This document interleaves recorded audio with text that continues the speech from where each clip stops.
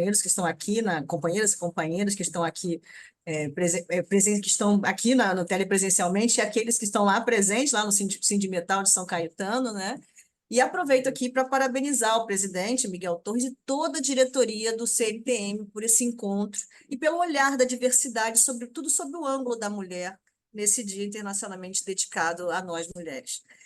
Não só pela importância dessa iniciativa para que nós, mulheres, possamos falar sobre nós, ou seja, a nossa voz sendo ouvida aqui na ambiência sindical, e também para a discussão da promoção da diversidade no movimento sindical e dentro da própria organização sindical, além da construção de normas coletivas pela negociação coletiva. É com grande prazer que eu ouço aqui a força e o crescimento das mulheres metalúrgicas nas diretorias sindicais e na confederação. Nós sabemos o quanto é difícil, mas com luta nada é impossível. E cada vitória aqui obtida, como a categoria obteve, com o crescimento das mulheres nas diretorias, ela deve ser reproduzida de uma forma ampla, porque a gente sabe que a desigualdade e a participação feminina nas instâncias, como bem colocou o Altair, nas instâncias de poder, ela não é restrita a uma ou outra categoria, né? Para você ter uma ideia, por exemplo, a CONARES, que é a nossa Coordenadoria Nacional de Promoção da Liberdade Sindical e do Diálogo Social, ela tem 15 anos, né? E nesses 15 anos é a primeira vez que uma mulher assume a coordenação nacional. Durante 15 anos, a Coordenadoria Nacional foi ocupada exclusivamente por homens. Apenas uma vez, e durante um pequeno período, a vice-coordenação é que foi vice-coordenada por uma mulher.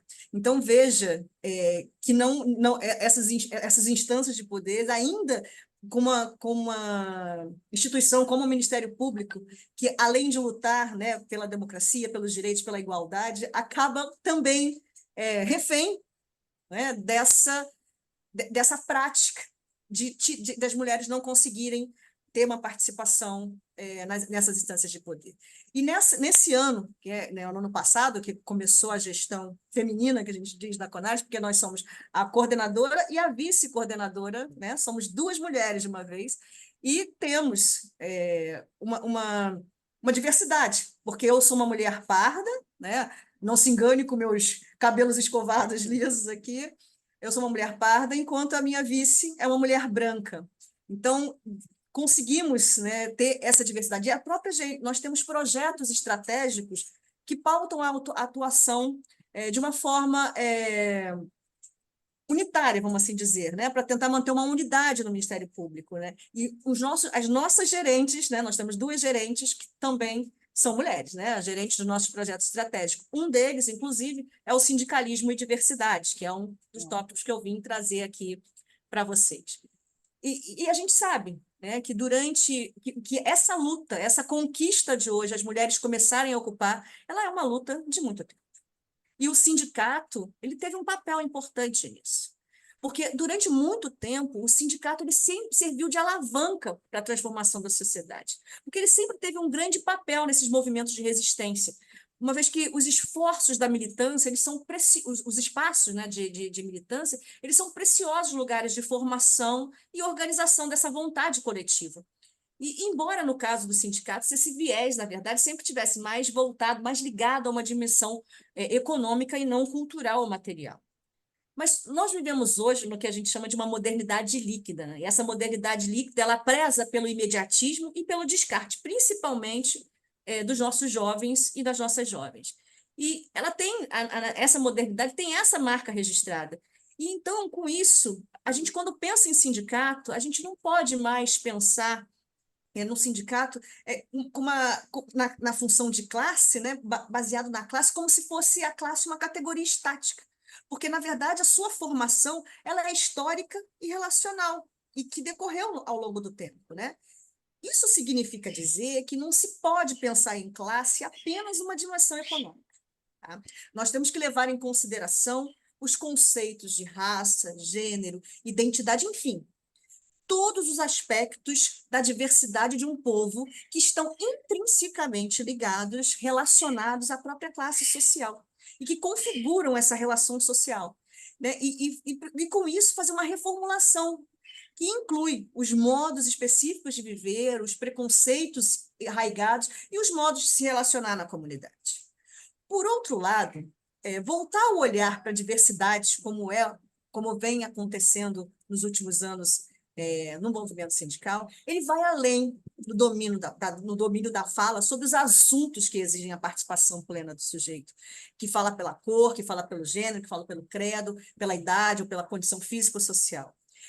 Na verdade, é mais do que isso. É reconhecer que essas pessoas, essas mesmas pessoas, elas podem participar, podem falar, podem deliberar sobre todos os assuntos que a sua expertise e as suas experiências e conhecimentos acadêmicos e de vivência mesmo, e que são os elementos que são peculiares e que permitem que se veja a mesma questão por um outro ângulo ou enfoque. Dito de outra maneira, na verdade, aqui, o que se diz é que não precisa ser mulher para falar de mulher. A mulher não tem que ser chamada apenas para falar de assuntos de mulher. Ela tem que ser chamada para participar de todos os atos. Ela tem que ser chamada para discutir sobre questões econômicas, ela tem que ser chamada para ser discutido sobre a questão da cota de pessoas com deficiência, da cota de aprendizes. A mulher, ela tem que ser ouvida e não ter a voz apenas no momento em que for para falar do assunto mulher. Né? Então, nesse conceito, né, reconhecer que essas pessoas podem falar, nesse conceito, falar do sindicalismo sob o ângulo de gênero é um aspecto de extrema importância, porque as mulheres, né, como colocou bem o Altair, elas são a maioria da população brasileira. Estamos em todos os lugares. Mas, no entanto, devido a esse patriarcado histórico arraigado que ainda domina e o machismo estrutural que ainda consegue ter vez e importância, a voz da mulher e a participação da mulher foi negada na vida política e social. E muitas vezes não eram nem bem vistas em alguns ambientes, precisando, inclusive, abrir espaços de lutas, até mesmo para a sua sobrevivência. E isso aconteceu, inclusive, no sindicalismo. E não sou eu que estou dizendo isso, quem diz é a história. A história, quando ela mostra que no século XIX, embora as mulheres fossem parte da classe trabalhadora, elas não tinham voz e nem vez nos sindicatos, apesar de estarem sempre presentes no movimento operário sindical. Afinal de contas, eu acho que é muito importante lembrar que na greve de 1917, a participação das mulheres foi fundamental. Foi delas, foi do movimento das mulheres, das tecelãs, que nasceu a primeira greve que se alastrou por todo o país. Né? Então, vale também lembrar a história, por exemplo, da sindicalista Elvira Boni de Lacerda, que aos 20 anos de idade, em maio de 19, ela fundou a União das Costureiras Chapeleiras e Classes do Rio de Janeiro, junto com outras duas mulheres, né? A Lisa Gonçalves de Oliveira e a Carmen Ribeiro, além da Isabel Noêmia e muitas outras também. E na criação desse sindicato, elas denunciavam principalmente a precarização, a situação do trabalho nas fábricas, em razão, inclusive, das extensas jornadas de trabalho, que variavam entre 11 e 14 horas. Né? Logo após 3 meses da sua fundação, as mulheres organizaram a primeira greve da categoria. Então, lembramos também, não dá para falar sobre mulher sindicalista e não lembrar também da Laudelina de Campos Melo, que foi pioneira na luta por direitos dos trabalhadores domésticos no Brasil. Ou quando a história, por exemplo, nos conta que no século XX, apesar das mulheres participarem de toda a mobilização e reconstrução do movimento sindical diante do Estado Novo da ditadura, com a participação delas em greves e frente das várias práticas reivindicatórias, essa participação dessas dirigentes sindicais pouco aparece na história. Quantos livros, quantos temas, quantos artigos a gente encontra falando da participação das mulheres nesse momento histórico brasileiro que foi tão importante, né? Então, e o que é pior disso? Além de terem os seus protagonismos negados, mesmo lutando contra a opressão, muitas lideranças femininas pagaram com a própria vida, como aconteceu com Margarida Alves, né, que se tornou uma das mais conhecidas lideranças sindicais do país e foi assassinada em 1983. Ela era, naquela época, a presidenta do Sindicato dos Trabalhadores Rurais de Alagoa Grande, na Paraíba. Ainda a história nos lembra, né, que no pleno século XXI, apesar da Constituição de 88, as mulheres, na luta pela democratização das relações de gênero, terem conquistado importantes vitórias tanto no patamar político e jurídico, até hoje são invisibilizadas, é, é, e são vistas ainda, inclusive, por uma parcela considerável dos sindicalistas homens, a partir de uma visão conservadora, de que estão ocupando espaços que eram deles, né? Então, é verdade que, na atualidade, nós temos presidentas, notáveis sindicalistas e de lideranças femininas, mas não porque foi olhado para elas, porque elas se fizeram olhar, muitas vezes por um preço que nenhum outro homem precisou pagar para alcançar o que elas conseguiram. Não foi fácil, a luta foi delas, não foi um favor, ela foi uma conquista. E todas as mudanças que ocorreram na vida das mulheres ao longo dessa história foram exatamente isso. Fruto exclusivo da sua luta. Sempre lutando para incorporar as reivindicações das pautas sindicais, mas ainda hoje precisamos estar aqui falando das mulheres, do sindicalismo e para o sindicalismo. Muitos documentários, bibliografias, nós já ouvimos e vendo envolvendo homens. Quantos? Inclusive, recentemente, a Conares foi procurada para ver da possibilidade de, por meio de destinação de TAC, ajudar não na elaboração, mas na edição de um livro em homenagem aos sindicalistas, né? Então, conta a história ali de vários sindicalistas. São 5 livros. Em cada livro é tratado cerca de 20 sindicalistas. Então, nós estamos falando aí de um universo de 100, mais ou menos, até mais, um pouquinho, sindicalistas que estão sendo homenageados nesse livro. Vocês conseguem imaginar quantas são mulheres? Quantas mulheres nesse livro mereceram um capítulo nessa coletânea de livros? Fica aí uma reflexão. Nós tivemos grandes e notáveis mulheres, eu dei só um exemplo de algumas, que são as mais conhecidas, e ainda assim são desconhecidas pela maioria da população, né? Então, um estudo que ainda está em andamento, né, como o próprio Dr. Gerson falou, né, que não é só por acadêmicas, mas também pelo Ministério Público do Trabalho, claro que dentro desse limite do projeto estratégico Sindicalismo e Diversidade, começa a mostrar que a paridade de gênero no âmbito urbano, no âmbito interno sindical, que são os cargos de direção, ela ainda é incipiente.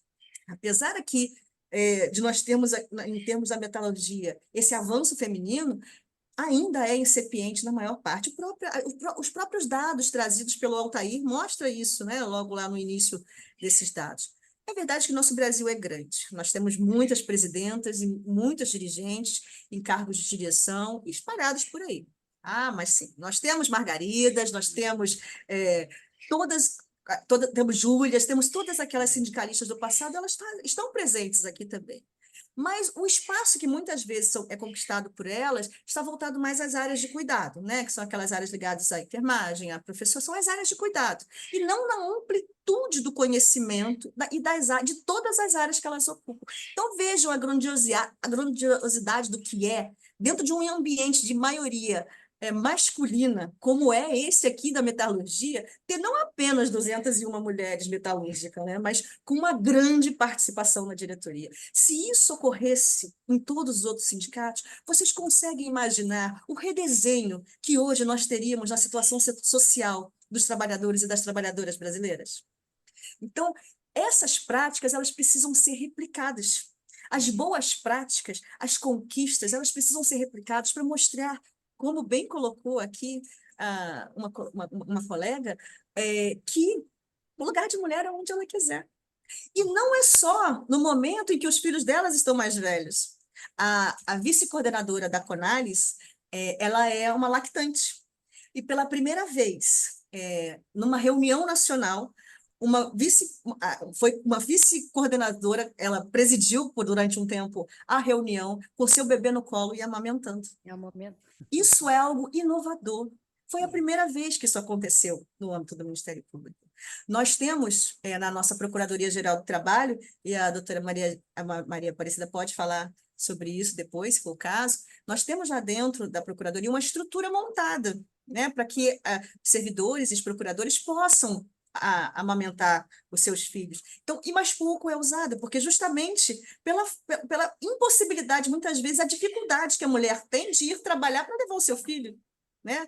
Então, essas conquistas, aos poucos, e é uma coisa recente, inclusive, que foi criada na Procuradoria. Então, vejam que mesmo as instâncias democráticas acabam tendo conquistas poucas, né? E essa da participação, da lactação, em plena reunião, onde todos estavam presentes, mostra que o lugar da mulher, ela não precisa esperar o seu filho crescer, ela não precisa esperar deixar de mamar, deixar o seu filho o desmame do seu filho para conquistar os seus espaços. Ela, mesmo amamentando, mesmo gestante, mesmo tendo filhos pequenos, como eu tenho uma filha de 8 anos e outra de 10, nós temos o lugar e nós temos que ter direito a estar exatamente onde qualquer homem poderia estar. Não importa a nossa situação.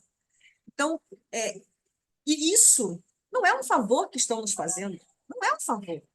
Foi fruto de luta, é vontade de superação, porque não é fácil, não foi fácil no dia em que a doutora Priscila, teve que participar da reunião com seu filho, sabe?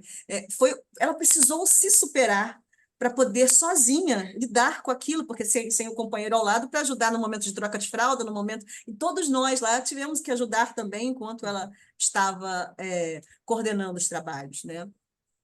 Então, mas foi luta que outras mulheres abriram caminho. E cada uma de nós aqui participa um pouco abrindo caminho para as jovens de amanhã, né? Aqui nós também somos muitas Margaridas, Laudelinas, Júlias, Ismenes, Marias e muitas outras. E nós podemos ocupar o lugar de direito no movimento social e sindical.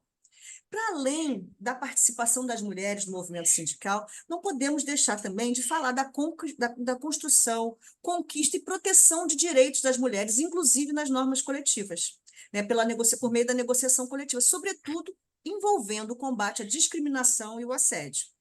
Como já foi pontuado anteriormente, né, inclusive com dados trazidos pelo Altair, vivemos um país que a cultura do estupro e da exploração sexual nunca deixou de estar em voga. Por exemplo, em 2017, o Fórum Brasileiro de Segurança Pública informou que uma cidadã sofre estupro no país a cada 11 minutos. E isso significa que quase 50 mil mulheres são violentadas anualmente no Brasil. O país registra ainda um caso de feminicídio a cada 6 horas. 6 horas e meia. E quase 3 a cada 100 mil brasileiras são vítimas de algum tipo de violência contra a mulher. No mundo do trabalho, a violência contra a mulher também é bastante visível. Segundo dados, por exemplo, do IBGE de 2022, que também foi bem trabalhado aqui pelo Altair, né? Homens que exercem a mesma função ganham 22% a mais do que as mulheres.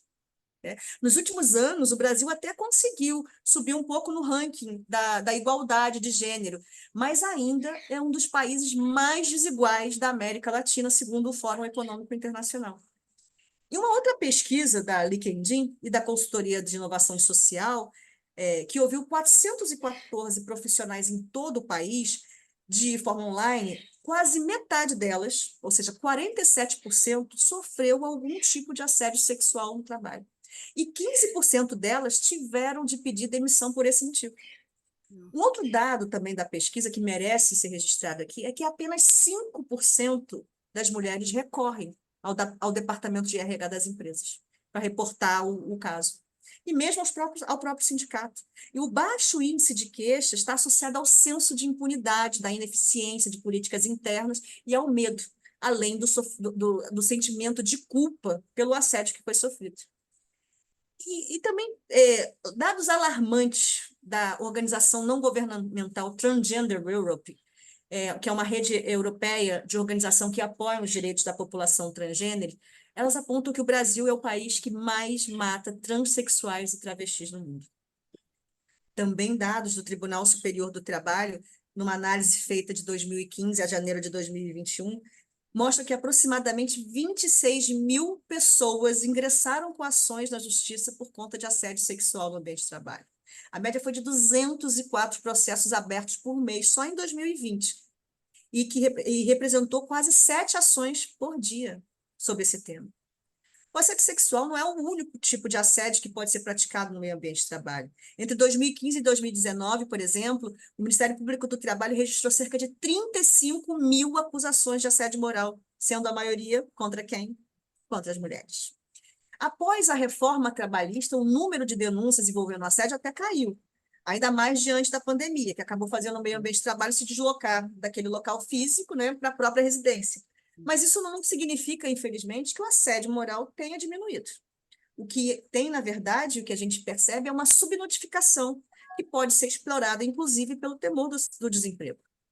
As pessoas normalmente têm receio de denunciar, porque desconhecem ou porque normalizam o chefe que grita, porque é assim que funciona, e foi sempre assim. O medo do desemprego cria um forte apego ao emprego, permitindo assim que ser muito mais fácil a aceitação de comportamentos que não seriam admissíveis.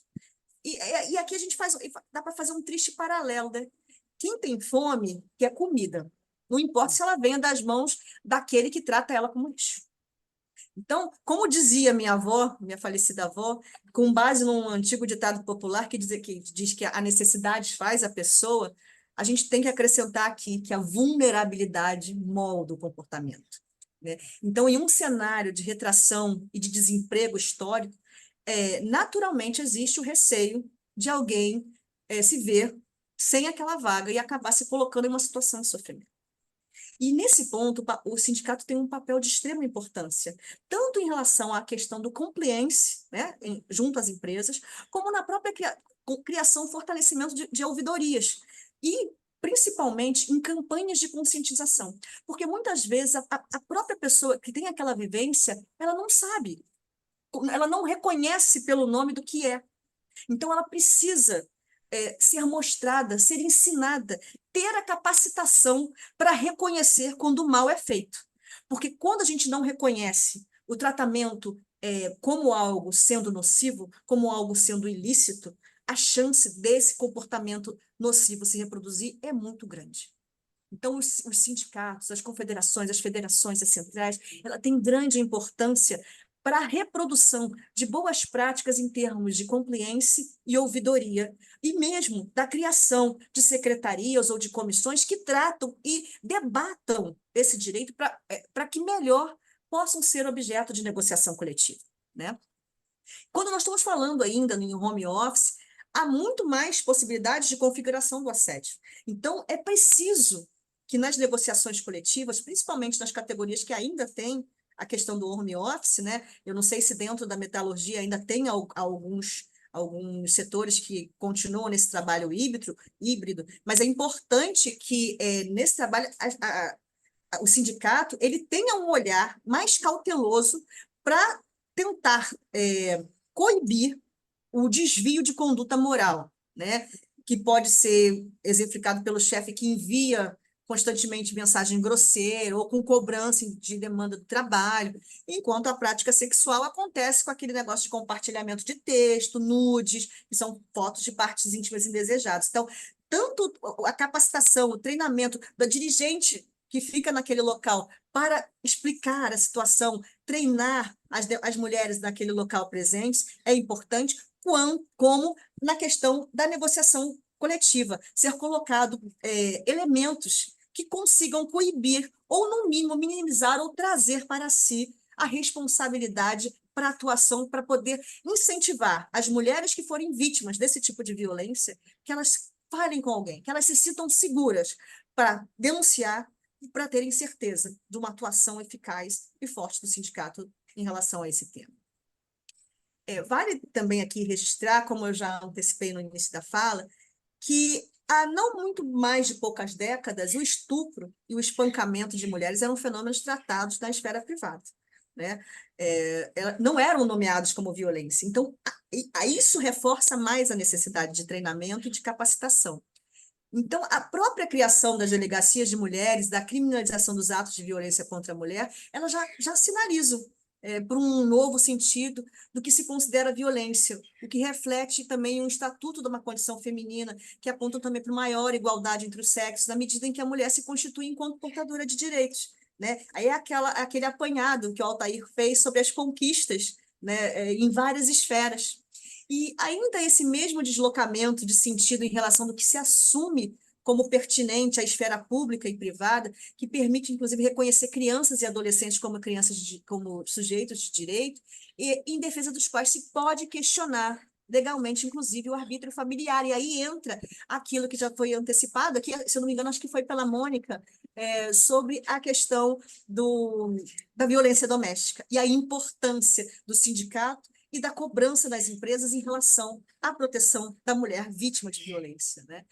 É, e esse argumento também, ele parece útil também para mostrar que se reflita no ambiente sindical sobre a condição de outras minorias sexuais, cujas conquistas em direção ao reconhecimento das diferenças têm viabilizado o deslocamento da questão de um patamar que é físico e biológico, né, que é da mulher, na qual diferenças sexuais eram assumidas de forma medicalizada, né, como se fosse uma doença, para um contexto em que a opção sexual passa a ser postulada como um direito.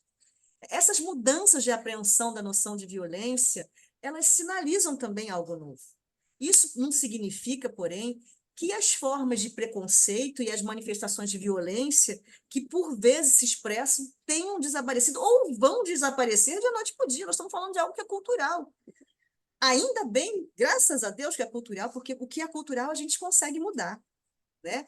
E essa mudança, ela parte dos atores sociais envolvidos. E olha aí, qual é o mais importante desses atores sociais? O sindicato, os trabalhadores, a categoria, né? Então, é, a gente é preciso entender que o ambiente corporativo ainda encontra grandes dificuldades de assumir a sua parte nessa mudança cultural. Por isso, a importância do sindicato. E fechar os olhos para esse problema, na verdade, só reproduz os mesmos comportamentos, que direta ou indiretamente vai proteger o agressor e reforçar um cenário perverso, que vai, inclusive, na verdade, quem sai perdendo nisso aí não é apenas a vítima, é a própria sociedade. E a vítima, ela acaba sendo revitimizada e acaba sendo excluída, não só do mercado, mas da empresa, e a empresa acaba perdendo esse talento, né? E a própria diversidade do corpo dos funcionários, porque a violência começa a ser reproduzida de forma que acaba minando todos à sua volta. E quem sofre com isso depois e paga o preço é a sociedade. A violência e o assédio, eles são um conjunto de comportamentos e práticas que são inaceitáveis, precisam ser combatidas, né? E que podem se manifestar de uma só vez ou de maneira repetida. Mas é importante que, ainda no seu início, ele seja pego. Então, essa parte, como a doutora Cida ela vai tratar melhor, então, em termos sindical, eu acho que é importante que o sindicato tenha essa conscientização, e não apenas em relação à mulher, tá? Mas a mulher trans também, as outras opções sexuais, as minorias que precisam dessa proteção do sindicato, né? A nossa Constituição, ela construiu um bloco, né, de constitucionalidade que vem lá escrito desde a questão dos fundamentos da República, dos direitos sociais e nos princípios gerais da atividade política e estatal, que são voltados às relações de trabalho. Então, os atores sociais, no caso o sindicato, ele também tem um papel não apenas em relação à questão da negociação coletiva, em relação à questão do compliance patronal, em relação à própria negociação coletiva, mas uma grande influência e importância política, né? Para atuar nos projetos de lei envolvendo a trabalhadora, né, envolvendo os direitos da mulher, que acabam afetando o trabalho da mulher. E, obviamente, toda essa normativa que a Constituição tem, ela vem de uma construção também que se apoia numa normativa internacional, né, que a resposta assim, que pede a resposta sindical da luta desse combate à violência. E uma das coisas que é importante aqui, a importância do movimento sindical na ratificação da Convenção 190, né, que até hoje está lá esperando. O movimento sindical, pela força, ele precisa trazer isso, precisa denunciar, inclusive, se for o caso, aos organismos internacionais, o que vem acontecendo, né? E esse papel é fundamental. Sem o sindicato, as lutas elas não avançam, porque quem faz a grande diferença, né, as grandes conquistas, não é o Ministério Público, né, não é o político, é o sindicato. Toda mudança começa pelo sindicato. Toda mudança, toda conquista que nós tivemos vem da luta sindical. Então, é preciso que a luta sindical abrace essa causa, abrace a necessidade de proteção da mulher como algo muito maior do que apenas a condição dela como trabalhadora, mas a sua ampla acepção. Porque quando eu trato de uma violência doméstica, eu não estou falando apenas de um problema entre marido e mulher. Essa mulher, ela vai ter dificuldade no trabalho. Quando eu falo de um assédio sexual, ainda que não sofrido dentro do trabalho, né, quando eu falo de uma importunação sexual ou de algo envolvendo as questões sexuais, isso vai ter reflexos no psicológico dessa mulher que ela não vai conseguir render. Então, o Brasil é um país hoje que ele perde muitos talentos que vivem por conta dessa falta de cuidado com as questões, não apenas femininas, mas com as questões sociais, o cuidado com o meio ambiente, o cuidado com a discriminação. Então, a gente precisa tentar reverter essa prática. A produtividade brasileira ela é baixa não por conta dos nossos trabalhadores, que são ruins ou não, mas por conta da superexploração que vem acontecendo e da falta de cuidado em relação a outras questões que não estão ligadas ao trabalho, mas que a afetam diretamente. Né? E aí, nisso, mais uma vez, eu reforço a importância do sindicato. Então, nesse caso aqui, o Ministério Público do Trabalho tem sempre defendido que a atuação sindical ela não deve se pautar apenas na defesa da mulher cisgênero, tá? Mas também da pessoa transgênero, as pessoas que não possuem uma orientação afetivo-sexual divergente daquele padrão heteronormativo normativo que é mais aceito, bem como aquelas que não são enquadradas naquele conceito binário de gênero. Essa interseccionalidade, compreendida como essa sobreposição de múltiplos fatores de opressão, dominação, discriminação, acentua ainda mais essa violência de gênero e potencializa, inclusive, a prática de assédio e discriminação. No 7º país, como o Brasil é mais desigual do mundo, o 5º país em mortes violentas de mulheres e líder no ranking mundial do que mais mata transexuais e travestis no mundo, o sindicato não pode se dar ao luxo de ignorar essa luta. Não pode. O fim de todas as violências passa necessariamente por aprimorar e tornar mais rígidas as leis para proteger a mulher, a vítima da violência, e coibir novos casos, não apenas nesse âmbito doméstico, como eu falei, mas no meio ambiente do trabalho. É preciso ainda também ampliar o olhar com o qual se volta a violência contra a mulher. Pois hoje apenas atos extremos, e dependendo ainda por cima do perfil da vítima e do agressor, é que tendem a movimentar a sociedade dessa letargia para o estado de alerta. Né? A violência, porém, ela tem que ser vista na sua raiz, que está justamente nessa questão da desigualdade de gênero e na tolerância a ela. Nós toleramos as diferenças entre as médias salariais masculina e feminina, ainda que a dependência econômica mantenha mulheres aprisionadas a relacionamentos abusivos, aceitamos o baixo número de cidadãs ocupando cargos públicos ou cargos de direção e chefia, tanto no âmbito público como privado, embora a representatividade seja fator relevante para a construção de uma agenda pública que enfrente realmente a questão com afinco. Né? A gente naturaliza estereotipo, cantados, inclusive, muitas vezes em versos e prosas, e que, em pese, esse seja um terreno muito fértil, né? Porque é um terreno cultural, e quando nós estamos falando de cultura, é ela que consegue se mudar, né? Algo cultural é o que se muda, então, quando a gente reforça o estereotipo, né? Cantando músicas que colocam a mulher abaixo do lugar que ela tinha que estar, porque o lugar dela é em qualquer lugar, nós estamos reforçando isso, nós estamos mantendo essa cultura que foi construída de rebaixamento feminino. Então, veja que a cultura, né, a música, a arte, além de ser uma fonte de resistência, ela também pode ser uma fonte de manutenção do status. Então, é importante que nessa mudança cultural o olhar seja de uma forma mais abrangente, né? Porque a desigualdade de gênero ele abrange não só a questão do trabalho, não só a questão da casa, ela está em múltiplos setores, tanto no campo profissional quanto no campo de participação política, mas ela ganha um grau de perversidade ainda maior quando se fala da violência contra as mulheres, né? Como bem disse uma vez a ministra Carmen Lúcia, do STF, quando a violência contra uma mulher não atinge apenas a mulher, mas também toda a sociedade, porque afeta a todos, inclusive a criança, pois acaba formando uma geração de pessoas com problemas, tanto no exemplo da violência e não da paz, como de pessoas que se sentem injustiçadas e indignadas pela prática que assiste e muitas vezes vive por meio da sua mãe, da sua irmã, da sua filha, porque a dor de uma, como bem disse ela, nunca é só dessa pessoa. A dor de uma é de todas e se reproduz para além da própria pessoa. O Brasil, como bem mostrou o Altair, tem boas leis de combate à violência contra a mulher. A Lei Maria da Penha, né, foi inclusive reconhecida pela Organização das Nações Unidas como uma das mais avançadas do mundo quando o assunto é violência de gênero. A própria lei do feminicídio, que colocou o feminicídio como uma modalidade de incentivo, e também no rol de crimes hediondos, né? E já em relação à violência doméstica, a própria Lei 10.224, e agora, né, depois de quase 35 anos da Constituição, a Lei da Igualdade Salarial, né?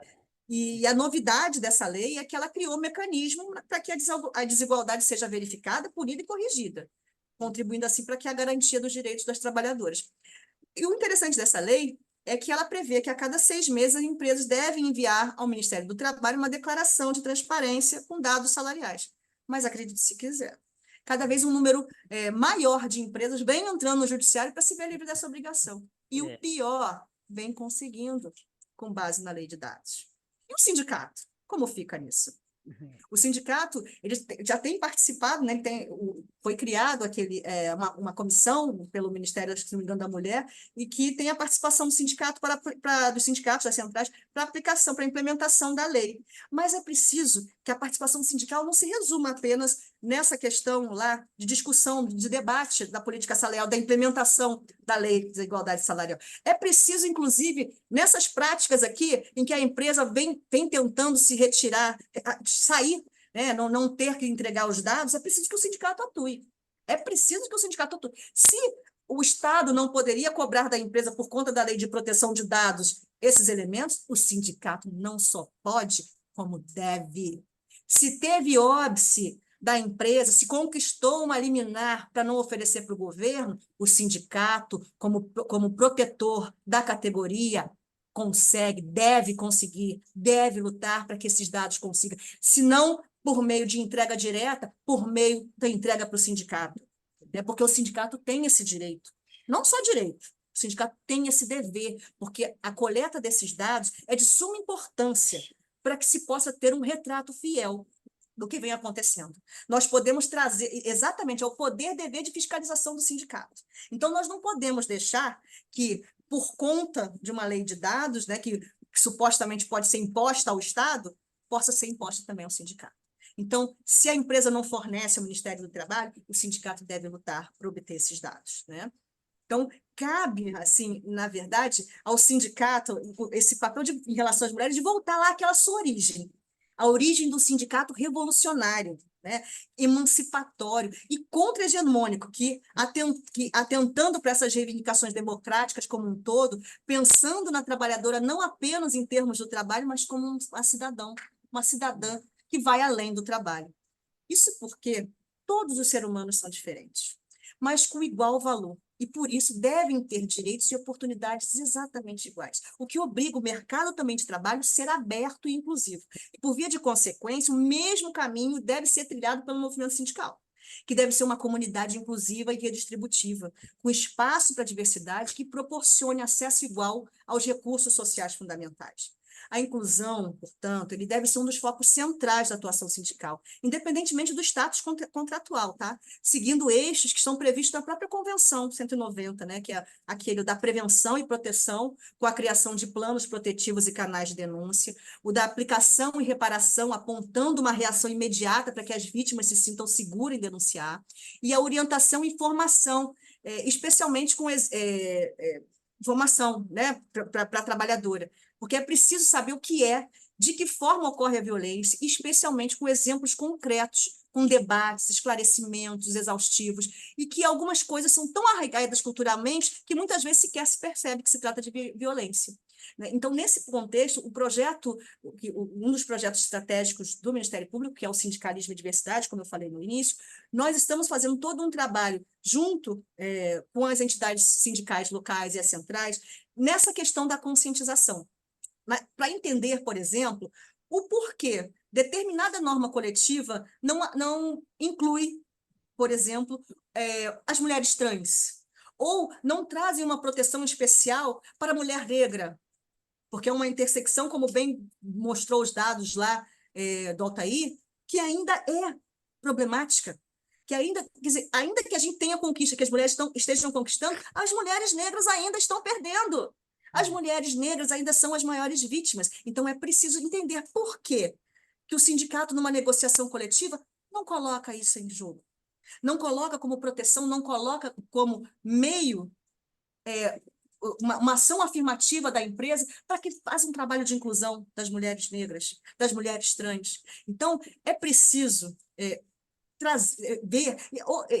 trazer esses elementos não apenas para a mesa de negociação, mas para todos os aspectos em que o sindicato pode atuar, né? Então, é preciso exigir e participar de programas de integridade, compliance. Inclusive, teve uma decisão recente na quarta região, né, no Rio Grande do Sul, que o desembargador, no voto, ele fala da importância da participação sindical no compliance, de exigir que exista o compliance da empresa e o sindicato participar ativamente, não apenas como receptor, mas também estar lá, participando ativamente desse processo de tomada de decisões, né? Esses programas de integridade que estão previstos na Lei 12.846, eles podem ser estendidos, inclusive, às esferas sociais, para coibir práticas de assédio e violência, que são medidas, inclusive, de prevenção e atuação com precaução, que são condutas adequadas, né, nas relações laborais dignas desse século XXI.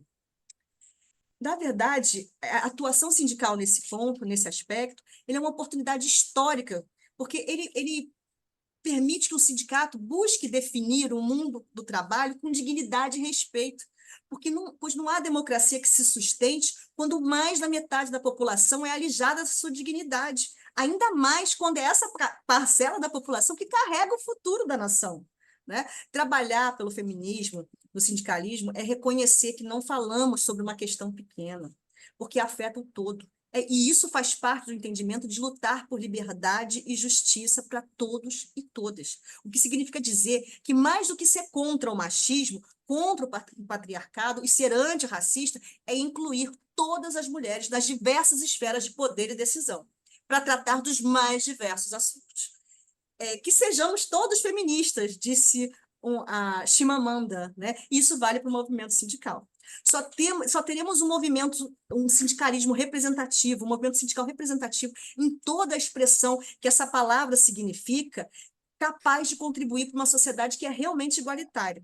Quando o movimento sindical assumir a representação efetiva das mulheres trabalhadoras em toda a sua interseccionalidade, negras, lésbicas, idosas, deficientes, com a sua multiplicidade de religiões, e independentemente da sua classe social. É a partir delas, para elas e por elas. Que no mundo da ação sindical, o sindicalismo lute para elevar as mulheres, né, ao seu devido lugar de direito. Igualdade de condições, pois mais do que ter um lugar de fala, falar por todos e falar por todas, porque, na verdade, o sindicalismo brasileiro precisa ver, entender e colocar em prática o que há tempos as mulheres brasileiras mostram com suas atitudes e forças, que o sindicalismo se fortalece nessa diversidade. Não há como encerrar, né, uma fala aqui sobre a questão do sindicalismo, a diversidade e a questão do gênero, sem citar o ícone nessa área, que é a Angela Davis, né? Não aceito mais as coisas que não posso mudar. Estou mudando as coisas que não posso aceitar. Que esse seja o norte, o presente e o futuro do sindicalismo do Brasil. Muito obrigada. Desculpe se me estendi. Então, obrigada.